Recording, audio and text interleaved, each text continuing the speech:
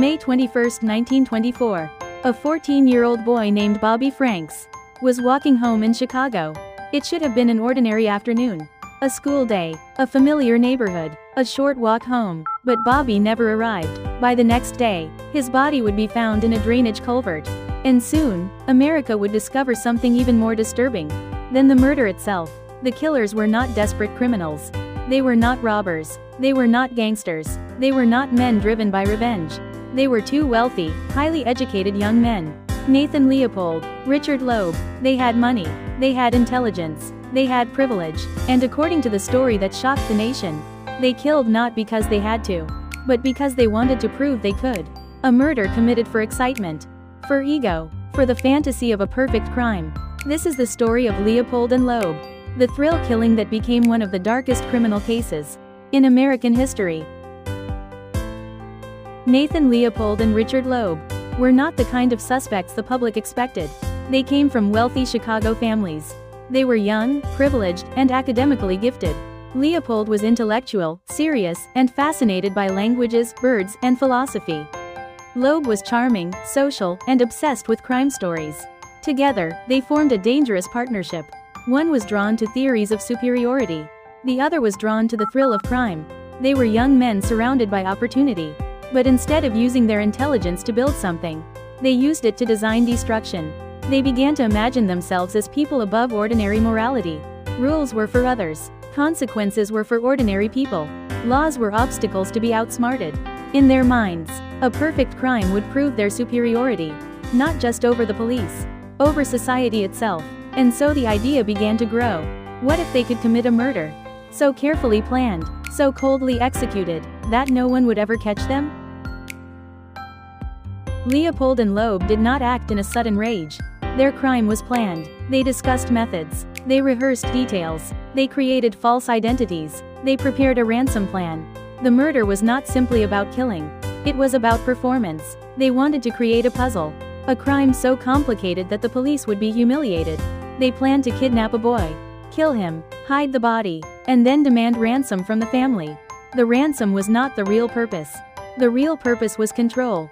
They wanted to control the victim, control the police, control the newspapers, control the story. To them, the crime was almost like a game. But this was not a game. The victim would be real. The grief would be real.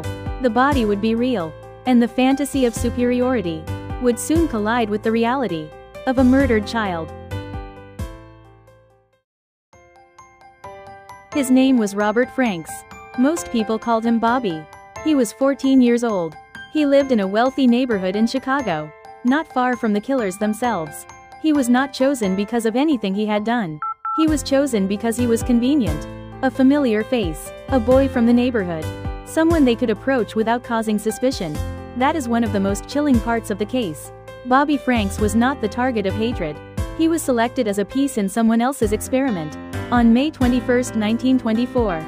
As he walked home, Leopold and Loeb lured him into a rented car. There are conflicting details about the exact sequence of the killing, but the essential fact remains. Bobby Franks was kidnapped and murdered. His killers then attempted to hide his body and make the crime look like a ransom kidnapping. But murder leaves traces, and arrogance leaves more. After the murder, Leopold and Loeb drove to a remote area near Wolf Lake. There, they left Bobby's body in a culvert.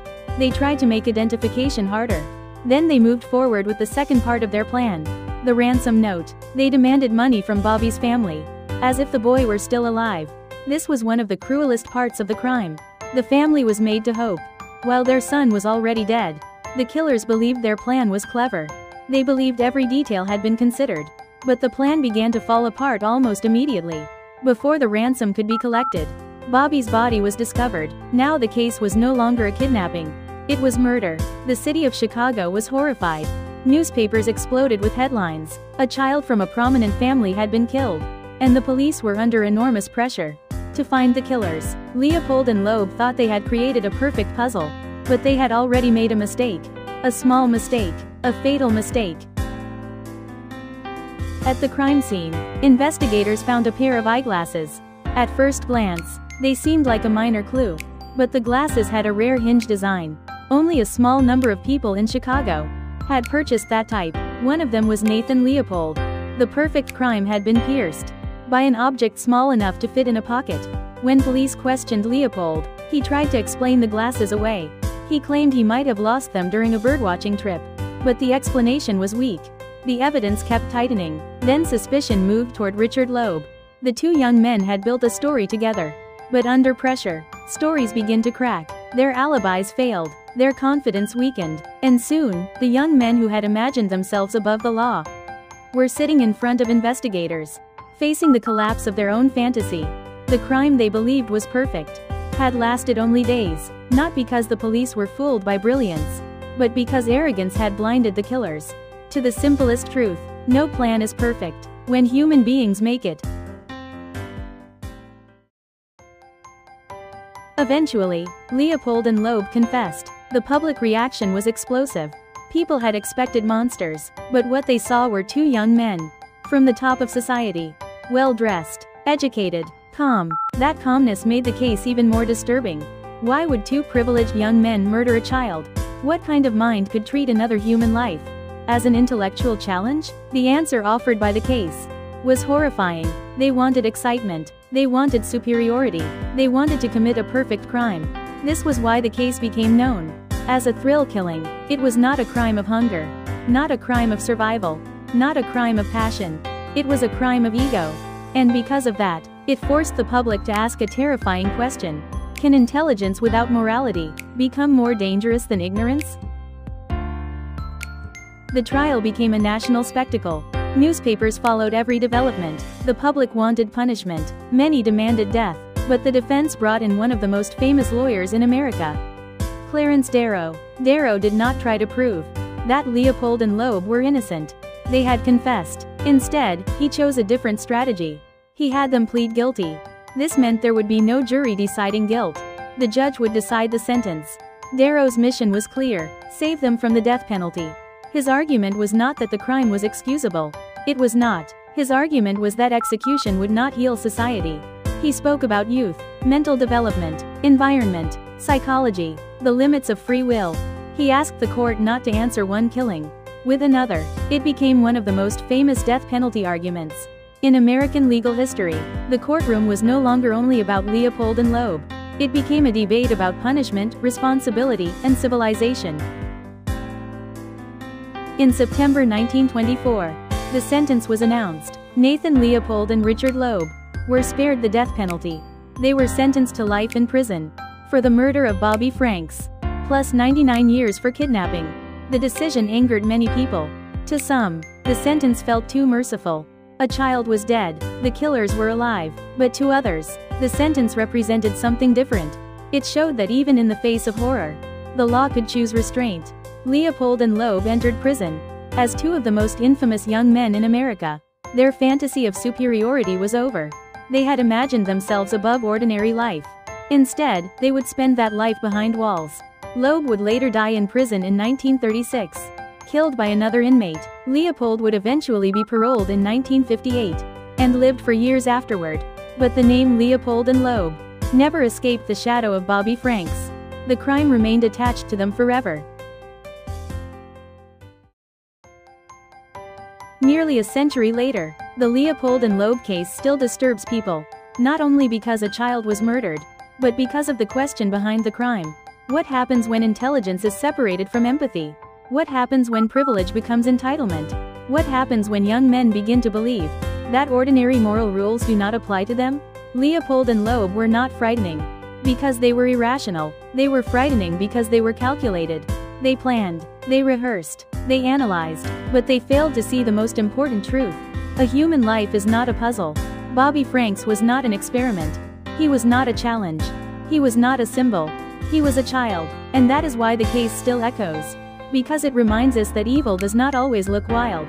Sometimes it is educated, polite, well-dressed, confident. Sometimes it speaks in theories. Sometimes it calls cruelty intelligence. Sometimes it mistakes coldness for greatness. The newspapers called it the crime of the century. That phrase was dramatic, but it captured something real. The case seemed to expose a crack. In the modern world, education alone could not guarantee morality. Wealth alone could not produce character. Intelligence alone could not create wisdom. Leopold and Loeb had been given nearly every advantage. But they used those advantages to commit an act of cruelty. Their story became more than a criminal case. It became a warning about arrogance, a warning about moral emptiness, a warning about the danger of treating human beings as objects in a private fantasy. And at the center of the story must remain Bobby Franks, not the killer's theories, not their fame, not their courtroom spectacle, a 14-year-old boy who should have gone home that day. On May 21, 1924, two young men tried to prove that they were above the law. They believed intelligence could defeat morality. They believed planning could erase guilt. They believed privilege could protect them from consequence. But their perfect crime failed. A pair of glasses, a broken alibi, a confession, a courtroom, a sentence. The fantasy collapsed, yet the damage remained. Bobby Franks was gone, his family was shattered, and America was left staring at a disturbing truth. The most dangerous minds are not always the ones without intelligence. Sometimes, they are the ones with intelligence, but without conscience. The Leopold and Loeb case remains a dark mirror. It asks us what education is worth. Without empathy, what brilliance becomes. Without humility, and what happens when human life is reduced to a game. This was not the perfect crime. It was the perfect warning.